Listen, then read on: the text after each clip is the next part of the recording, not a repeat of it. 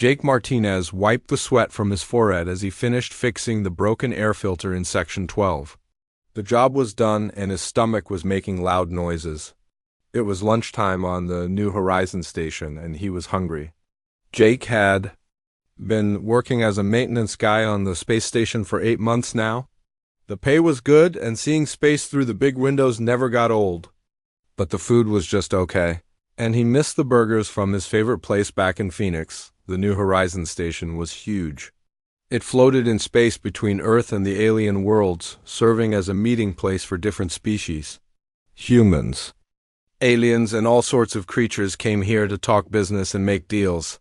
Jake had seen many strange beings during his time here, but he still found them fascinating. Some looked almost human, while others were so weird that he had to look twice to make sure they were real. Jake walked through the long hallways toward the food court. The station was busy today. Groups of tall, gray aliens with 4 arms walked past him, speaking in clicking sounds. A family of small, furry creatures with big eyes scurried along the wall, staying close together. Near the transport bay, he saw some of the new arrivals, the Zilani people. Jake had heard about them from the other workers. They were supposed to be really smart, but they kept to themselves and seemed scared of everyone else. The food court was a massive room with a high ceiling and windows that showed the stars outside. Different food stands served meals for various species.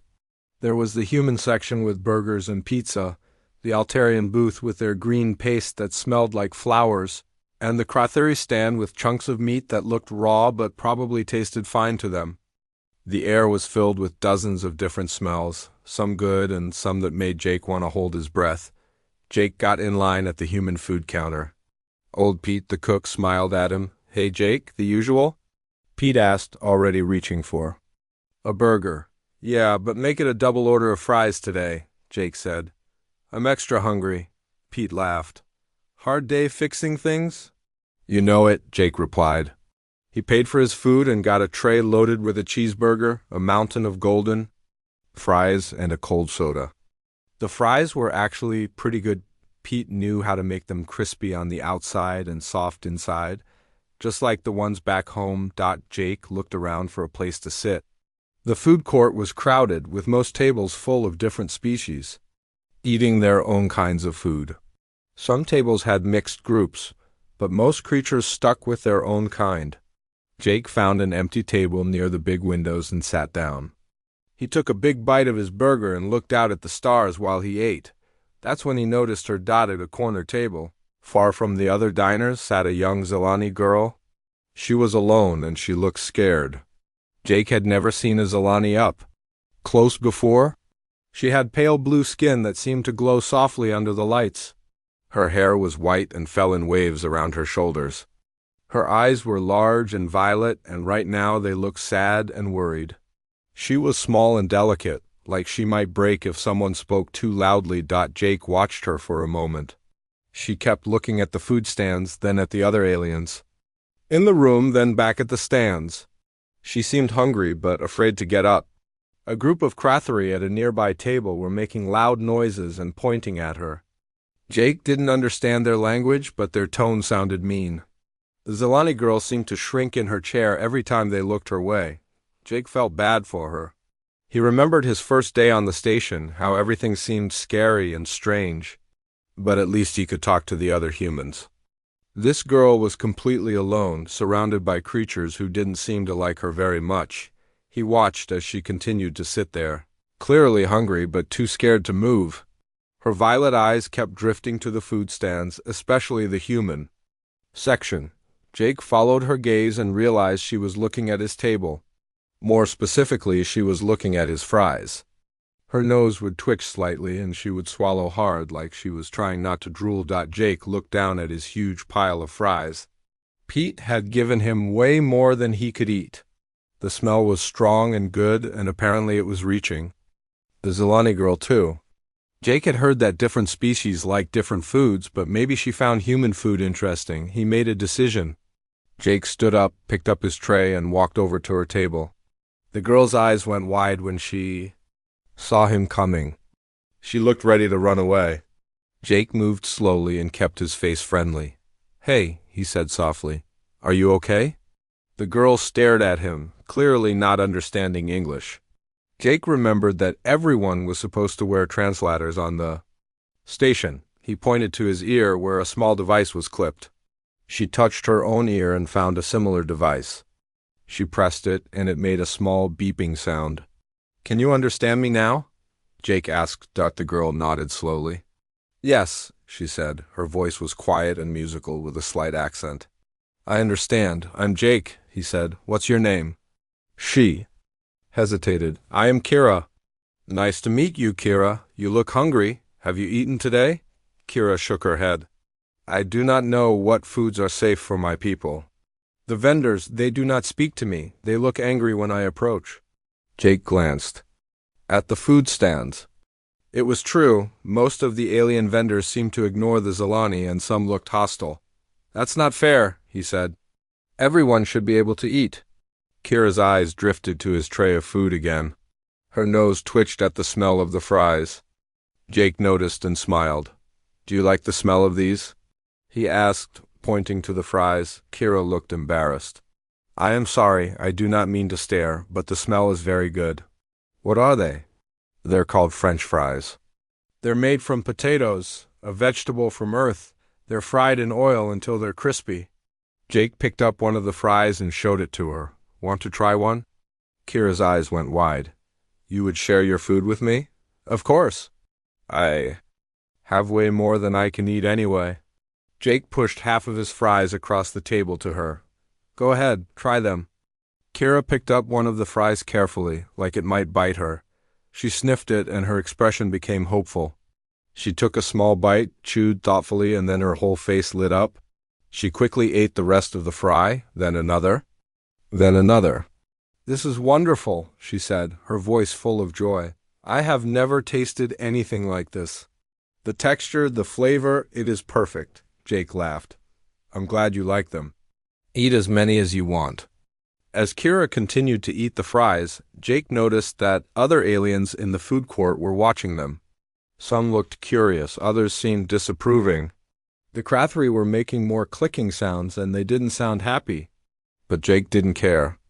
Kira was smiling now and she looked so much happier than when he first saw her. "Why are you being kind to me?" Kira asked between bites. "Your species does not know mine."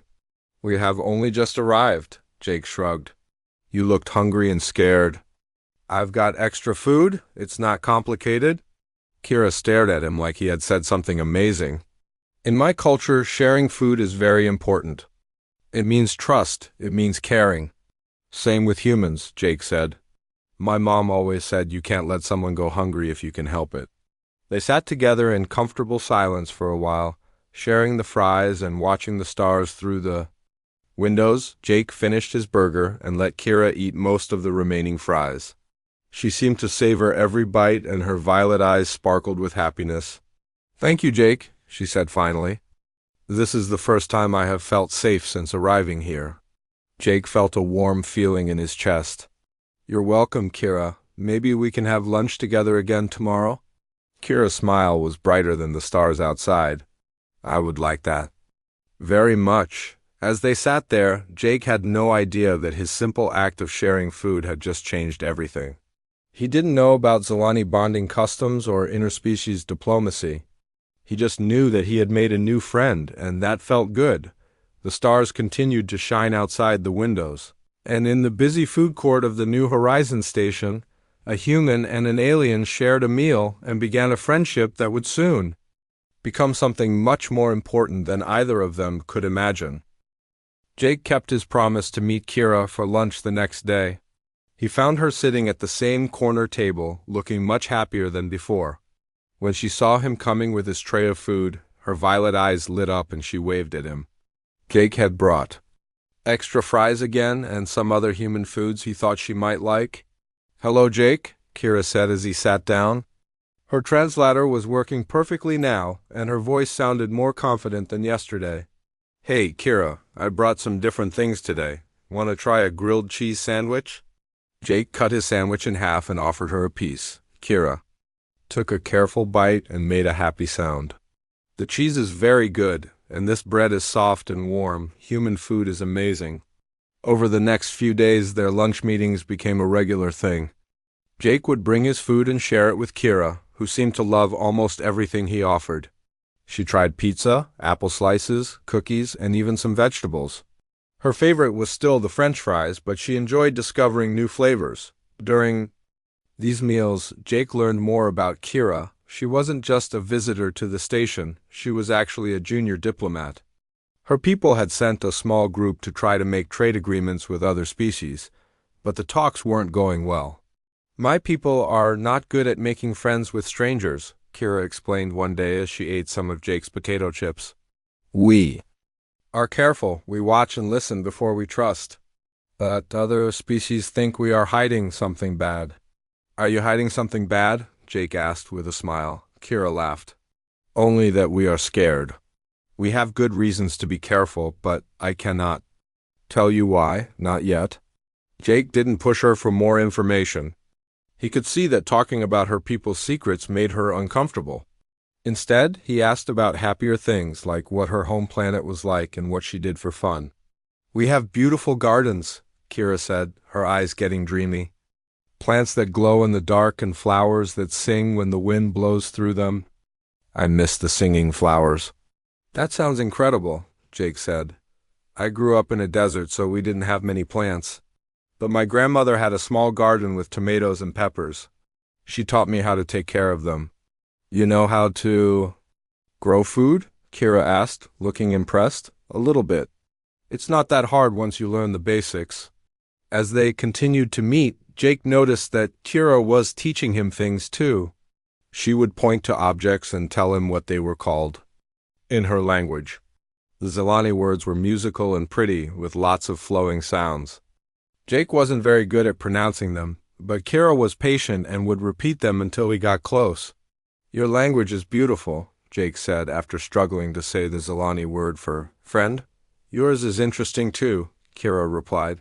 So, many sharp sounds, but I like how you say my name. In human voices, it sounds strong. Jake also learned that Kira was very smart. She could do complex math problems in her head and knew facts about dozens of different planets and species. She was curious about everything and asked lots of questions about human culture.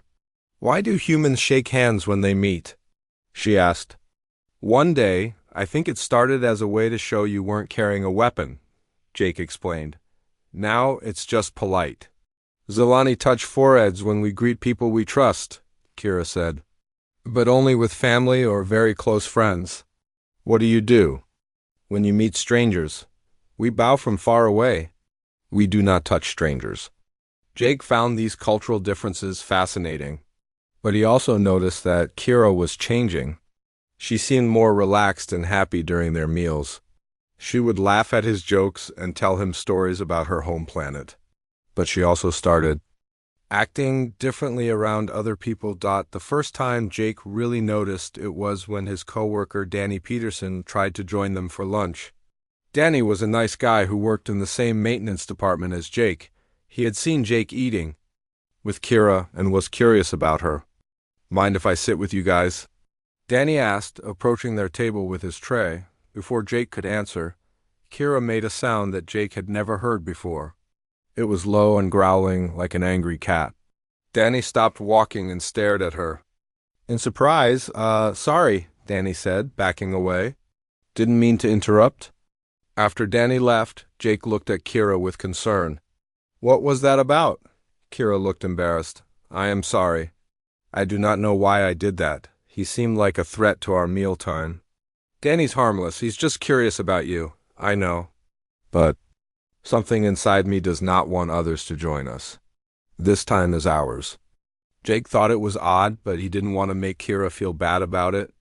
Maybe her people were just more private than humans. He decided to ignore the incident and focus on enjoying their friendship, but the protective behavior got worse. Few days later, when Jake was getting food from Pete's counter, a woman named Lisa from the communications department started talking to him. I've seen you eating with that Zelani girl, Lisa said. That's really nice of you. She seems sweet. Jake. glanced back at the table where Kira was waiting. She was watching them talk, and her expression looked tense. Yeah, she's great, really smart too. Maybe I could join you guys sometime? I'd love to learn more about her culture. Before Jake could respond, he heard that growling sound again. This time it was louder and more aggressive. Everyone in the food court turned to look at Kira, who was half standing from her chair. Her usually calm face looked fierce, and her violet eyes were focused on Lisa like she was a dangerous enemy. Whoa, Pete said from behind the counter. What's got into her? Jake quickly paid for his food and hurried back to the table. As soon as he sat down, Kira relaxed and the growling stopped. But the damage was done. Other people in the food court were staring at them and whispering. Kira, you can't do that, Jake said quietly. You're scaring people. I am sorry, Kira said, but she didn't sound sorry.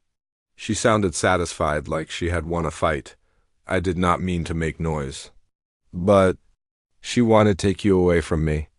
She was just being friendly. Humans do that. She was a threat to our bond? Our bond? Kira looked surprised, like she had said something she didn't mean to. I mean our friendship. Our mealtime together? Jake was confused, but he could see that Kira was getting upset. He decided to drop the subject and just eat his lunch. But he was starting to worry about her behavior. The situation got even more serious a few days later. Jake and Kira were eating lunch as usual when a large Krathari trader approached their table. The Krathari were a species that looked like walking bears with extra arms and sharp teeth.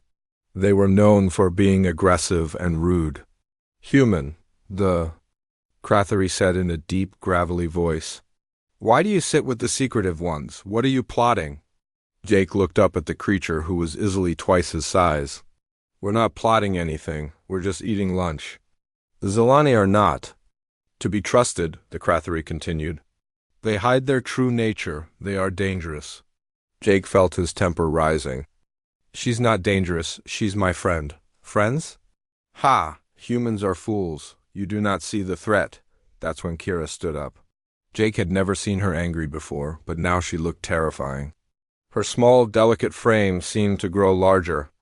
Somehow, her violet eyes blazed with fury. And when she opened her mouth, Jake saw that she had sharp teeth, much sharper than he had realized. The sound that came out of her was not human at all. It was a snarl that made every creature in the food court freeze. The Krathari, despite being 3 times her size, took a step backwards. Kira's snarl got louder and more threatening. She moved to stand between Jake and the Krathari, her whole body tense and ready to fight. Back away from him, Kira said, her voice deadly quiet. Now, the Krathari looked shocked. What is this? The small one threatens me. Kira's response was another snarl, this one so fierce that several other aliens at nearby tables got up and moved away. The Krathari stared at her for a long moment, then turned and walked away without another word. Kira watched him go, her body still tense and ready to fight. Only when the Krathari was completely out of sight did she sit back down. She looked at Jake with an expression he couldn't read. Are you hurt? She asked softly. No, I'm fine. But Kira, what just happened? He was threatening you. I could not allow that. Jake looked around the food court. Everyone was staring at them, and most of the aliens looked afraid. Some were talking quietly to each other, pointing at Kira. Jake realized that this incident was going to cause problems. You scared everyone, Jake said. Good, Kira replied. Now they know not to threaten you. Jake didn't know what to say. He was grateful that Kira had stood up for him, but her aggressive behavior was getting out of control. He was also confused by her reaction. Why was she so protective of him? They were just friends who shared lunch together. As they sat there in the now quiet food court, Jake realized that something was happening between them that he didn't understand. Kira's behavior was getting more intense, more possessive. And despite his confusion, he found that he didn't mind having someone care so much about protecting him, but he also knew that this couldn't continue. If Kira kept snarling at people, it would cause diplomatic problems. The last thing he wanted was for her to get in trouble because of him. We need to talk about this, Jake said. Finally, Kira nodded, but her violet eyes were still scanning the room for threats. Yes, but not here. Too many years listening. Jake agreed. They finished their meal in silence, both lost in their own thoughts. Jake couldn't stop thinking about what happened in the food court. That night, he lay in his small quarters staring at the ceiling, trying to understand Kira's behavior. The way she had protected him from the Krathery was both amazing and scary. He had never seen anything like it. The next morning, Jake went to work as usual, but he kept getting strange looks from other people on the station. Word had spread about the incident with Kira and the Krathery trader. Some people seemed impressed, others looked worried, and a few appeared frightened of him. During his morning break, Jake's supervisor, Tony Rivera, called him into the office. "Jake, we need to talk," Tony said, closing the door behind them. "I heard about what happened yesterday with you and that Zelani girl. Her name is Kira," Jake said, "and nothing bad happened. She was just protecting me. That's what I want to talk about. Several people have filed complaints. They say she's becoming aggressive and dangerous. Some of the alien delegates are getting nervous." Jake felt defensive. "She's not dangerous. She's just protective. Jake, I like you. You're a good worker and a decent guy. But you need to understand that this situation is getting out of hand. The Krathery delegation is talking about filing an official complaint with station management. The Krathery started it. That traitor was being rude and threatening," Tony sighed. "Maybe so. But the point is, your friendship with this alien is causing problems. Some people think you should stop seeing her." "That's not fair," Jake said, anger rising in his voice. "We're just friends. We eat lunch together. There's nothing wrong with that." "I'm not saying there is, but Jake, you need to be careful. This girl's behavior is getting more intense. What if she hurts someone?" Jake wanted to argue, but deep down he knew Tony was right. Kira's protective instincts were getting stronger. He was worried about what might happen if someone really made her angry. "I'll talk to her," Jake said finally. "Good. And Jake? Maybe you should learn more about her species. Find out what's really going on here." After work, Jake went to the station's library. It was a quiet place where people could access information about different species and cultures. Jake had never used it before, but now he needed answers. He found a computer terminal and searched for information about the Zelani. Most of what he found was basic stuff: their planet, their technology, their recent arrival in the galactic community. But there wasn't much about their culture or behavior. Then he found something interesting. There was a note that said, for more detailed information about Zelani social customs, contact Dr. Helen Foster, the station's xenobiologist. Jake had heard of Dr. Foster but never met her. She was supposed to be an expert on alien behavior. Jake found Dr. Foster's office in the research section of the station. She was a middle-aged woman with gray hair and kind eyes. Her office was filled with books and pictures of different alien species. "Mr. Martinez," Dr. Foster said, looking up from her desk. "I've been expecting you." "You have?" "Word travels fast on a space station. I heard about your friendship with the young Zelani." "Please sit down." Jake sat in the chair across from her desk. "I'm worried about Kira. She's been acting strangely, getting aggressive when other people come near me." Dr. Foster nodded. "I'm not surprised. Tell me, how did you two meet?" Jake explained about sharing his fries with Kira in the food court. Dr. Foster listened carefully, taking notes. "And this behavior started after you shared food with her?" "Not right away. It's been getting worse over the past couple of weeks." Dr. Foster leaned back in her chair. "Mr. Martinez, I need to tell you something important about Zelani culture. They have what we call pack bonding behavior. When a Zelani forms a strong emotional connection with someone, especially during a moment of vulnerability, they develop intense protective instincts." "What does that mean?" "It means that by sharing food with Kira when she was hungry and scared, you triggered a biological response in her. She has bonded with you in a way that's very rare for her species." Jake felt confused. "But we're just friends." "To you, maybe, but to her, you're much more than that. You're her chosen person, her packmate." Zelani who form these bonds become extremely protective of their chosen individual. They see threats everywhere and will fight to defend that person. Is that why she gets angry when other people try to talk to me? Exactly. Her instincts are telling her that anyone who approaches you might be a threat. She can't help it. It's biological. Jake felt overwhelmed. I didn't know. I was just being nice to her. And that kindness has created a bond that's very important to her, but Mr. Martinez, there's something else you need to know. This bonding behavior usually only happens when Zilani are under extreme stress.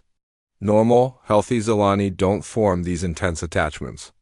What are you saying? Dr. Foster looked serious. I think Kira and her people are in some kind of trouble. The bonding behavior suggests they're running from something or facing a serious threat. Before Jake could respond, there was a knock on the door. Dr. Foster opened it to find Kira standing in the hallway. She looked upset and worried. Jake, Kira said, rushing into the room. I've been looking for you. You did not come to lunch. I'm sorry, Kira. I was talking to Dr. Foster about something important. Kira looked at Dr. Foster with suspicion. What are you telling him about me? I'm explaining your bonding behavior, Dr. Foster said gently. Jake is confused about why. You're so protective of him. Kira's face turned red. You had no right to tell him about our private bond. Our bond? Jake asked. Kira, what is she talking about? Kira looked trapped. She glanced between Jake and Dr. Foster, then sat down heavily. In another chair. I did not mean for it to happen, Kira said quietly. When you shared your food with me, when you showed me kindness when I was scared and alone, something changed inside me. My people call it Giomara. It means heart bond. What does that mean exactly? It means I am connected to you in a way. That is very deep. You are my chosen family now. I cannot help but protect you from anything that might hurt you. Jake stared at her. Family? Not family like humans understand it? Something deeper. When Zilani forms Giomara, we become part of each other. Your happiness is my happiness. Your safety is more important to me than my own life. Dr. Foster leaned forward. Kira, can you tell us why you formed this bond? It's not normal for Zilani to bond with other species. Kira was quiet for a long moment. Then she looked at Jake with her violet eyes full of sadness. Because we are dying, she said simply. My people are dying and we are running out of time. What do you mean? Jake asked. Our world is gone? Destroyed by creatures that eat everything, plants, animals, even the ground itself. We call them the Devourers. Only a few thousand of my people escaped. We have been running from them for 2 years. Jake felt shocked. Why didn't you tell? Me? Because we do not know if other species will help us or turn us away. We have been trying to find allies, but it is difficult. Most species are afraid of us because we are secretive. But we are secretive because we are scared. Dr. Foster was taking notes quickly. How many of your people are on this station? Only 12. We are a diplomatic mission trying to find worlds where my people can live safely, but the talks are not going well. Other species think we are hiding something dangerous. You are hiding something, Jake said. You're hiding the fact that you're refugees. Yes, and now you know why I bonded with you. When you showed me kindness, when you made me feel safe for the first time in years, my heart recognized you as someone who could be trusted completely. Jake looked at Kira, seeing her in a completely new way. She wasn't just a shy alien girl, she was a survivor, someone who had lost everything and was trying to save her people. The bonding behavior makes sense now, Dr. Foster said. You're in survival mode. Your instincts are telling you to protect the one person who has shown you genuine kindness. But it's causing problems, Jake said. People are getting scared of you. They're talking about filing complaints. Kira looked worried. I know, I try to control it, but when I see someone who might threaten you, something inside me takes over. I cannot stop it. What happens if the complaints go forward? Jake asked Dr. Foster. The station administration might decide that Kira is a security risk. They could ask her to leave. No, Jake said firmly. That's not happening. She hasn't done anything wrong. The problem is that most people don't understand the situation, Dr. Foster said. They just see an alien who's acting aggressively. Jake made a decision. Then we need to help them understand. We need to tell them the truth about what's happening to the Zilani people. Kira looked scared. If we reveal our situation, other species might see us as weak. They might decide we are not worth helping. Or they might decide to help, Jake said. You can't keep running forever. At some point you have to trust someone. I trust you, Kira said quietly. Then trust me to help you, but we need to do this right. We need to show other species that humans and Zilani can work together. Dr. Foster nodded. Jake is right. The bonding behavior might actually be helpful if people understand what it means. It shows that Zilani are capable of deep loyalty and commitment. But what if they still reject us? Kira asked. Jake reached across and took her hand. It was the first time he had touched her, and he could feel her relax slightly. The problem started the very next day. Jake was called to the station commander's office first thing in the morning. Commander Patricia Walsh was a tough woman who had been running the New Horizons station for 5 years. She didn't waste time with small talk. Mr. Martinez, sit down, she said, pointing to a chair across from her desk. We have a situation. Jake sat down, his stomach tight with worry. Is this about Kira? Yes, I've received formal complaints from 3 different species about the Zilani girl's aggressive behavior. The Krathri delegation is threatening to leave the station if something isn't done. Commander, I can explain what's happening. I hope so, because right now it looks like one of my maintenance workers is causing a diplomatic crisis. Jake took a deep breath and told Commander Walsh everything Dr. Foster had explained about Zilani bonding behavior.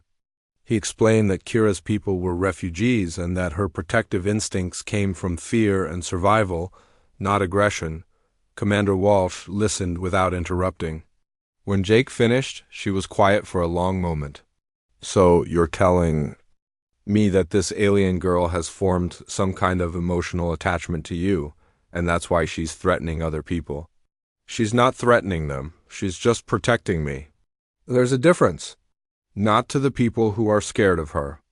Commander Walsh said, Mr. Martinez, I understand that you care about this girl, but I have to think about the safety and stability of this entire station. What are you going to do? I'm ordering you to stay away from her. No more lunch meetings, no more contact. Maybe if she doesn't see you, her protective behavior will calm down. Jake felt panic rising in his chest. You can't do that. She needs me. Her people are in trouble.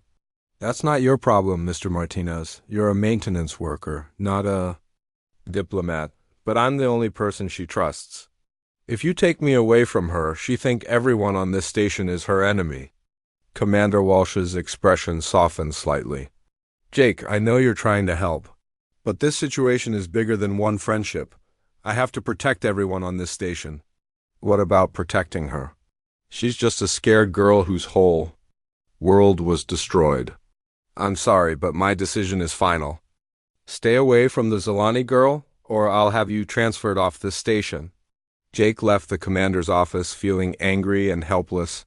He couldn't abandon Kira, but he also couldn't lose his job. He needed to find another way to help her. Meanwhile, Kira was having her own problems.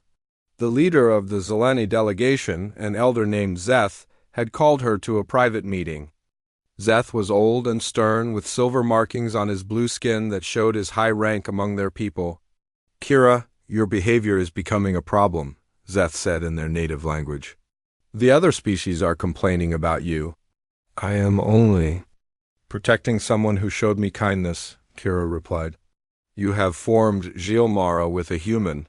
This is not appropriate for someone in your position. I could not help it. It happened before I realized what was occurring. Zeth's expression was disapproving.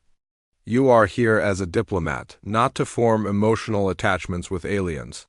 Your bond with this human is making our mission more difficult. Jake is a good person. He cares about our people's situation. One human's opinion does not matter. We need the support of entire species, not individual friendships. Kira felt tears forming in her violet eyes. Are you ordering me to break the bond? I am ordering you to remember your duty to our people. We are trying to save the last of our race. Your personal feelings cannot come before that. That afternoon, Jake tried to find Kira in the food court, but she wasn't there. He waited for over an hour, but she never showed up. He asked Pete if he had seen her. Nope, haven't seen your blue friend today, Pete said. Everything okay? I don't know, Jake replied honestly. Jake spent the rest of the day looking for Kira, but he couldn't find her anywhere. He was starting to panic when Dr. Foster contacted him on his communicator. Jake, I need you to come to my office immediately, she said. It's about Kira. Jake ran to Dr. Foster's office. When he arrived, he found the doctor looking very worried. What's wrong? Where is Kira? She's in the medical bay. Jake, she's not eating. She hasn't eaten anything in 2 days. What? Why not? It's the bond, Jake. When Zelani form Geomara and then are separated from their bonded person, they can become severely depressed. Some even stop eating entirely. Jake felt sick. Is she going to be okay? I don't know. Dr. Kim in the medical bay is trying to help her, but she's not responding to treatment. She keeps asking for you. Then I need to see her. Commander Walsh has forbidden you from having contact with her. I don't care what the commander said. If Kira is sick because of me, then I need to help her. Dr. Foster looked at him seriously. Jake, if you go to see her against orders, you could be court-martialed. You could lose your job and be sent back to Earth. Jake thought about this for a moment. Then he thought about Kira, alone and scared and not eating. I don't care, he said. She needs me. They went to the medical bay together. Dr. Kim, a kind Korean woman, led them to Kira's room. Jake was shocked by what he saw. Kira looked tiny and fragile in the medical bed. Her blue skin was pale, and her violet eyes were dull and lifeless. Kira, Jake said softly, her eyes focused on him, and for the first time in days she smiled. Jake, you came. Of course I came. Dr. Foster told me you weren't eating. I could not. Without you, food has no taste. Nothing has meaning. Jake sat down next to her bed. You have to eat, Kira. You have to stay strong. Why? My people do not want me to bond with you. Your people want us to stay apart. Perhaps it would be better if I just faded away. Don't say that. Don't ever say that. What is the point of living if I cannot be with the person my heart has chosen? Jake took her hand.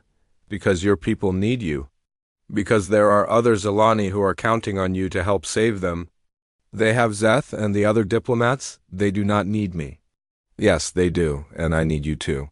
Kira looked at him with surprise. You need me? Of course, you're my friend. You're the most interesting person I've ever met. You've taught me so much about your culture and your people. But your commander ordered you to stay away from me. The commander doesn't understand what's really happening here. She thinks you're dangerous, but I know better. Dr. Foster stepped forward. Kira, we need to tell the other species about your people's situation. About the Devourers and why you're really here. Zeth will not allow it. He believes it will make us appear weak. But hiding the truth is making things worse, Jake said. People are afraid of you because they don't understand why you're being protective. Kira was quiet for a moment. What do you think we should do? I think we should tell everyone the truth at the big diplomatic dinner tomorrow night. Dr. Foster looked shocked. Jake, that's a formal event with representatives from dozens of species. If you're wrong about this, it could destroy any chance the Zelani have of finding allies. And if we don't try, Kira's people might die anyway, Jake replied. Sometimes you have to take a risk. But I am just a junior diplomat, Kira said. I do not have the authority to speak for my people. Then we'll get Zeth to agree, Jake said.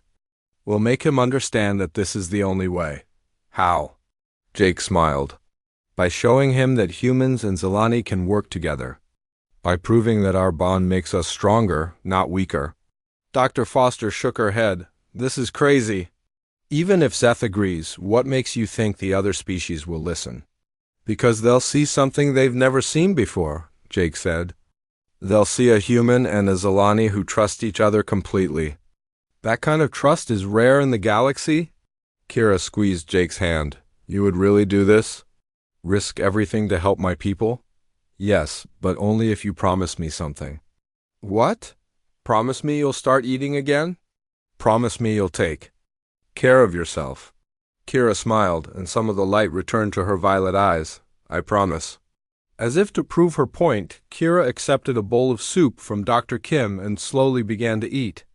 Jake watched her, feeling relieved but also nervous about what they were planning to do. The diplomatic dinner was tomorrow night. If their plan worked, it could save the Zilani people. If it failed, it could destroy their last hope for survival, but as Jake looked at Kira, seeing her strength returning with each spoonful of soup, he knew they had to try. Their bond had started with a simple act of sharing food. Maybe it could end with saving an entire species. The next 24 hours would determine the fate of the Zilani people. And Jake Martinez, a maintenance worker from Phoenix who had just wanted to share his fries with a hungry girl, was about to become the most important human in the galaxy. Outside the medical bay windows, the stars continued to shine, unaware that the actions of two unlikely friends were about to change the course of galactic history. The diplomatic dinner was the most important event on the New Horizons station. Representatives from 20 different species gathered in the Grand Hall to discuss trade agreements and alliances. Jake had never been invited to such an event before, but Dr. Foster had managed to get him in as her research assistant. Jake wore his best clothes, which wasn't saying much. He felt nervous as he walked into the elegant dining hall with its crystal lights and floating tables.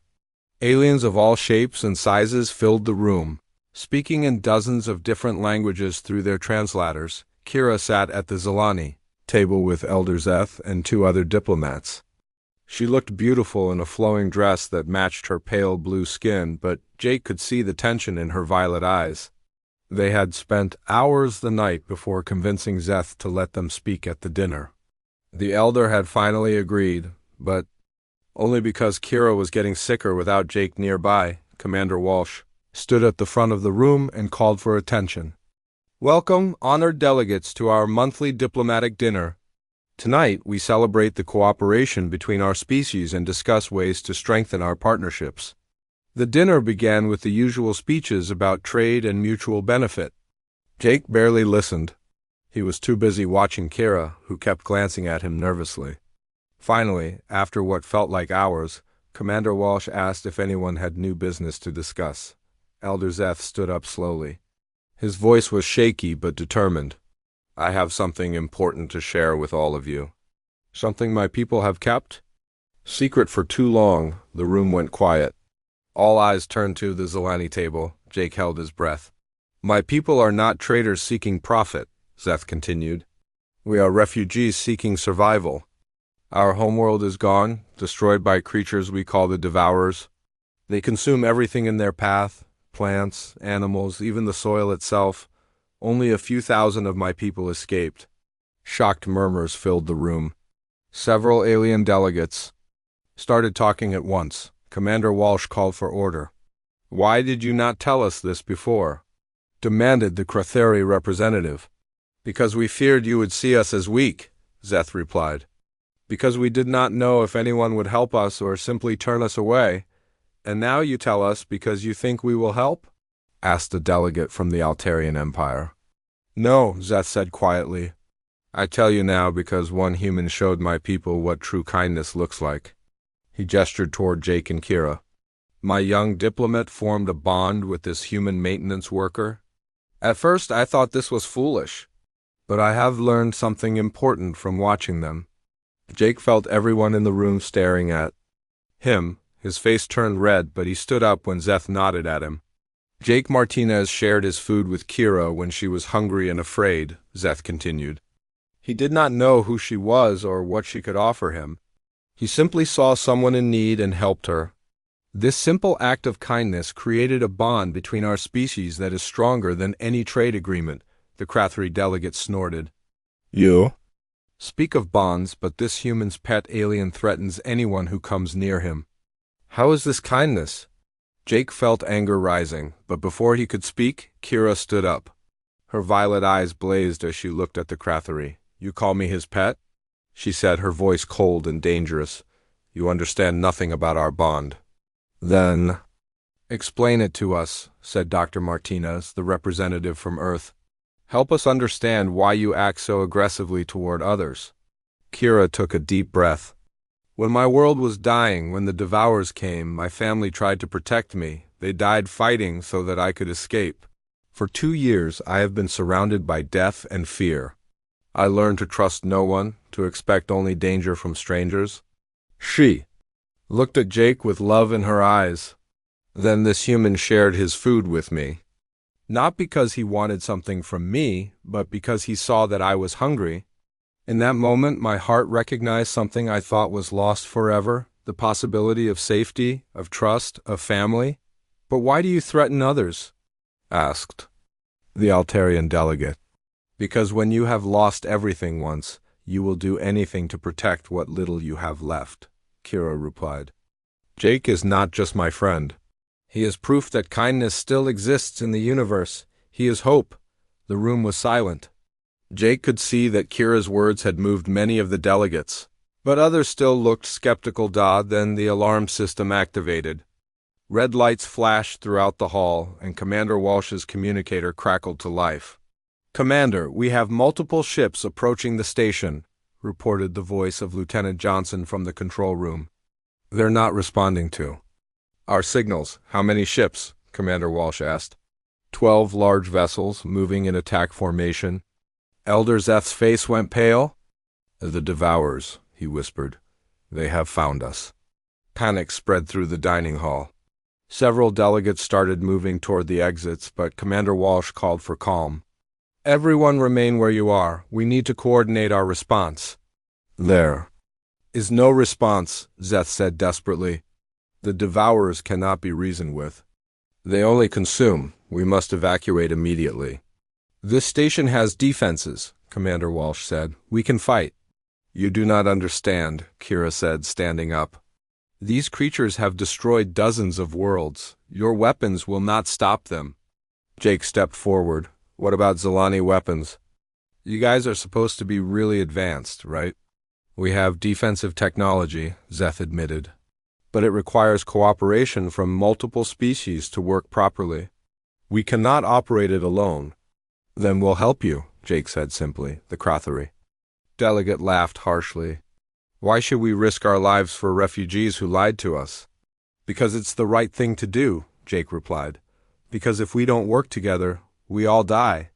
"The human is correct," said Dr. Martinez from Earth. "This is bigger than our individual disagreements." One by one, other delegates began to agree. The Altarians offered their energy shields. The Epsilon Centauri representatives volunteered their tactical computers. Even the Crothery, after much grumbling, agreed to provide their heavy weapons. "Commander." Walsh took charge of the defense coordination, but it was Kira who became the key to their survival. Her knowledge of both Zilani technology and Devourer tactics made her invaluable. "The defensive grid must be calibrated precisely," she explained to the mixed group of technicians. "If the frequency is wrong, it will not hold." Jake stayed by her side, helping her communicate with the different species when the translators failed under stress. Their bond allowed him to understand her meaning even when her words were unclear. The battle was intense but brief. The Devourer ships were powerful, but the combined defenses of all the species working together proved stronger. The alien attackers retreated after their first assault failed, apparently deciding the station was too well defended to be worth the cost. In the aftermath, as everyone gathered in the dining hall again, the mood was completely different. The shared danger had created a sense of unity that hadn't existed before. "The Zilani defensive technology saved us all," Commander Walsh announced. "Without their help, this station would have been destroyed." Elder Zeth stood up, looking older but more hopeful than before. "And without the cooperation of all your species, our technology would have been useless. We have learned that survival requires trust. So what happens now?" asked the Altarian delegate.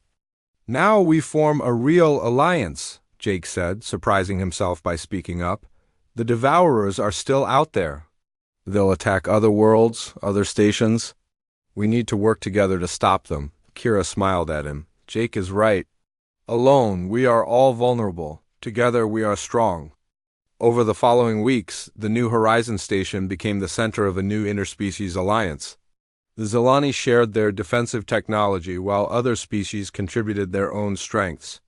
Jake found himself promoted to cultural liaison, helping different species understand each other better. But the most important change was in how people saw Kira's protective behavior. Instead of viewing it as aggression, they now understood it as a symbol of the deep bonds that could form between different species. One day, as Jake and Kira shared lunch in the food court, he still brought extra fries and she still loved them. Commander Walsh approached their table. Mind if I join you? She asked. Kira looked at Jake, who nodded. To everyone's surprise, Kira smiled and gestured to an empty chair. Please sit. Jake's friends are welcome. As Commander Walsh sat down, Jake realized how much had changed since that first day when he shared his fries with a scared alien girl. That simple act of kindness had led to saving not just Kira's life, but potentially the lives of countless beings across the galaxy. You know, Commander Walsh said, trying one of Jake's fries, these are pretty good. Kira laughed, a sound like musical bells. Everything tastes better when it is shared with friends. Jake looked around the food court where mixed groups of humans and aliens now ate together regularly. His bond with Kira had shown everyone that despite their differences, all species could find common ground in simple acts of kindness and mutual respect. The stars outside the windows seemed brighter somehow, as if they too were celebrating this new alliance. And in the corner of the food court, a human maintenance worker and an alien diplomat continued to share their meals, their friendship a symbol of hope for the entire galaxy.